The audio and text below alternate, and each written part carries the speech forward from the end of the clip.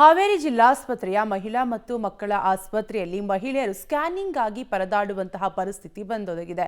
ಬಡವರು, ಮಧ್ಯಮ ವರ್ಗದವರು ಸಾಕಷ್ಟು ಜನ ಜಿಲ್ಲಾಸ್ಪತ್ರೆಯನ್ನೇ ಅವಲಂಬಿಸಿದ್ದು ಗರ್ಭಿಣಿಯರು ಸ್ಕ್ಯಾನಿಂಗ್ ಆಗಿ ತಿಂಗಳುಗಟ್ಟಲೆ ಕಾಯಬೇಕಾಗಿದೆ.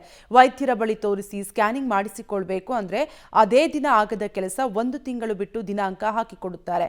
ಆ ದಿನ ಬಂದ್ರೆ ಅಲ್ಟ್ರಾಸೌಂಡ್ ಸ್ಕ್ಯಾನಿಂಗ್ ಮಾಡುತ್ತಾರೆ. ಸಿಬ್ಬಂದಿ ಕೊರತೆಯಿಂದ ಅಲ್ಟ್ರಾ ಸ್ಕ್ಯಾನ್ ಕೂಡ ಬೇಗ ಆಗುತ್ತಿಲ್ಲ. ಒಂದು ವೇಳೆ ತುರ್ತು ಸ್ಕ್ಯಾನಿಂಗ್ ಇದ್ರೆ ಖಾಸಗಿ ಆಸ್ಪತ್ರೆಯಲ್ಲಿ ಹಣ ಕೊಟ್ಟು ಸ್ಕ್ಯಾನಿಂಗ್ ಮಾಡಿಸಬೇಕಾಗಿದೆ.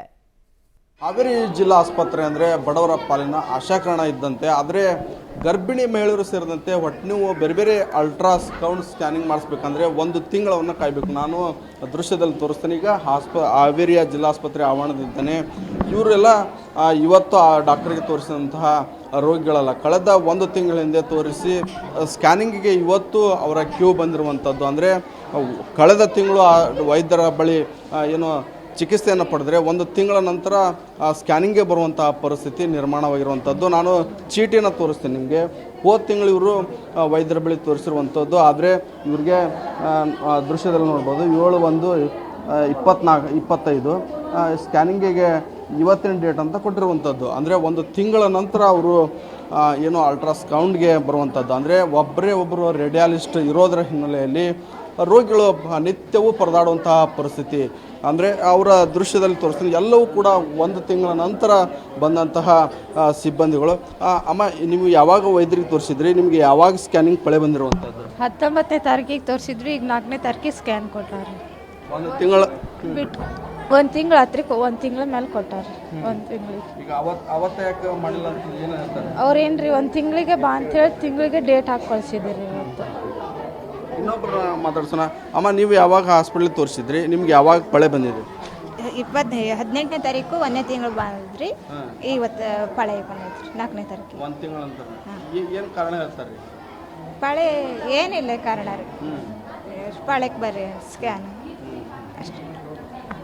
ಇದಿಷ್ಟು ಅಂದರೆ ಕಳೆದ ತಿಂಗಳು ಹಾಸ್ಪಿಟ್ಲಿಗೆ ತೋರಿಸಿರ್ತಾರೆ. ಆದರೆ 1 ತಿಂಗಳು ಬಿಟ್ಟ ನಂತರ ಅಲ್ಟ್ರಾಸೌಂಡ್ ಸ್ಕ್ಯಾನಿಂಗಿಗೆ ಬಂದಿರುವಂಥದ್ದು. ಅಂದರೆ ಒಬ್ಬರು ರೇಡಿಯಾಲಿಸ್ಟ್ ಇರೋ ಹಿನ್ನೆಲೆಯಲ್ಲಿ ಹಾವೇರಿಯ ಬಹುತೇಕ ಮಹಿಳೆಯರು, ಗರ್ಭಿಣಿ ಮಹಿಳೆಯರು ಸೇರಿದಂತೆ ಎಲ್ಲರೂ ಕೂಡ ಪರದಾಡುವಂತಹ ಪರಿಸ್ಥಿತಿ ನಿರ್ಮಾಣವಾಗಿರುವಂಥದ್ದು. ಹೀಗಾಗಿ ಹಾವೇರಿಯ ಜಿಲ್ಲಾಸ್ಪತ್ರೆಯಲ್ಲಿ ಇನ್ನಾದರೂ ಕೂಡ ಜಿಲ್ಲಾಡಳಿತ ಮತ್ತು ಸರ್ಕಾರ ಎಚ್ಚೆತ್ತುಕೊಂಡು ಹೊಸ ರೇಡಿಯಾಲಿಸ್ಟ್ ಅಂದರೆ ಒಬ್ಬರು ಇರೋ ಕಾರಣಕ್ಕಾಗಿ ಈ ರೀತಿಯಾಗಿ 1 ತಿಂಗಳು ಬಿಟ್ಟ ನಂತರ ಏನು ಇಲ್ಲಿಗೆ ಅಲ್ಟ್ರಾಸೌಂಡ್ಗೆ ಬರುವಂತಹ ಪರಿಸ್ಥಿತಿ ನಿರ್ಮಾಣವಾಯಿತು. ಇನ್ನಾದರೂ ಕೂಡ ಜಿಲ್ಲಾಡಳಿತ ಎತ್ತೊತ್ತು ಹೆಚ್ಚಿನ ವೈದ್ಯರನ್ನು ನೇಮಕ ಮಾಡುವಂತಹ ಕೆಲಸವನ್ನು ಮಾಡಬೇಕಾಗಿದೆ. ಕ್ಯಾಮ್ರಾಮನ್ ನಾಗರಾಜ್ ಜೊತೆ ಪಕ್ರಿಯ ಪಬ್ಲಿಕ್ ಟಿವಿ, ಹಾವೇರಿ.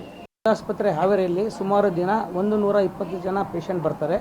ಅದರಲ್ಲಿ ಫಸ್ಟ್ ಪ್ರಯಾರಿಟಿ ನಾವು ಎಮರ್ಜೆನ್ಸಿ ಕೇಸಸ್ ಮಾಡ್ತೀವಿ.